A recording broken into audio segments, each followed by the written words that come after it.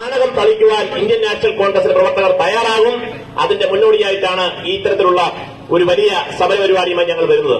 ഇനി വാർഡുകളിലേക്ക് പോവുകയാണ്. വാർഡുകളിൽ ജനങ്ങളെ സംഘടിപ്പിച്ചുകൊണ്ട് പ്രതിഷേധ പരിപാടികളിലേക്ക് പോവുകയാണ്. 150 ദിവസം നീണ്ടു നിൽക്കുന്ന സമരപരിപാടിയുമായി മുന്നോട്ട് പോവുകയാണ്. കാരണം ഇവരെ പുറത്താക്കണം. ഈ സാധാരണക്കാരെ ജനങ്ങൾ കൊടുക്കുന്ന നികുതിപ്പണം, ആ നികുതിപ്പണം ദൂർത്തടിക്കുന്ന ഇവരെ വെച്ചുകൊണ്ടിരിക്കാൻ സാധിക്കുമോ? ഇപ്പോ തിരുവനന്തപുരത്ത് ആശാപ്രവർത്തകർ ഏറ്റവും അവസാനം കേരളോത്സവം നടത്തി. ഞാൻ മനസ്സിലാക്കിയെടുത്തോളം 50,000 രൂപയാണ് അതിനുവേണ്ടി ചെലവഴിച്ചത്. 50,000 രൂപ ചെലവഴിച്ചപ്പോൾ കലാപരിപാടികളൊന്നും തന്നെ ആ സ്റ്റേജിൽ അരങ്ങേറിയില്ല.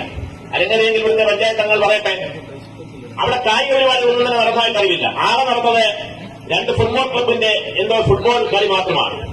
ആ ഫുട്ബോൾ കളിച്ച ടീമിന് ഒരു 10,000-2,000 രൂപയുടെ ഒരു ചെറിയ ട്രോഫി കൊടുത്ത് അവരെ പറഞ്ഞു വിട്ടു. ബാക്കി 50,000 രൂപ എവിടെ പോയി? അതെല്ലാം എഴുതിയെടുത്തിരിക്കുകയാണ്.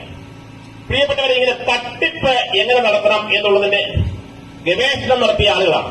ഇവിടെ ഒരു ചെറുപ്പക്കാരനെ എന്തോ ഒരു DTP ഓപ്പറേറ്ററായിട്ട് അങ്ങനെ എടുക്കാൻ വേണ്ടി തീരുമാനിച്ചു. സുബിൻ സുരേന്ദ്രൻ എന്ന് പറഞ്ഞ ചെറുപ്പക്കാരൻ. എടുത്താലും എടുത്താൽ പോലെ.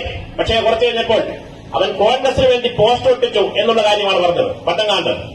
അതുകൊണ്ട് അതിനെ എടുക്കേണ്ട, പുതിയൊരാളിനെ എടുക്കണം. ഓംബുഡ്സ്മാനിൽ പരാതി പോയി. പ്രസിഡന്റിനും സെക്രട്ടറിക്കുമെതിരെ 25,000 രൂപയുടെ ഓംബുഡ്സ്മാൻ പിഴ ഈടാക്കിയിരിക്കുകയാണ്. അതിന്റെ ഓർഡറുകൾ വരാൻ പോകുന്നേ ഉള്ളൂ. ആ പിഴ ഈടാക്കിയപ്പോൾ അന്തസ്സുണ്ടെങ്കിൽ പ്രസിഡന്റ് രാജിവെക്കണ്ടേ?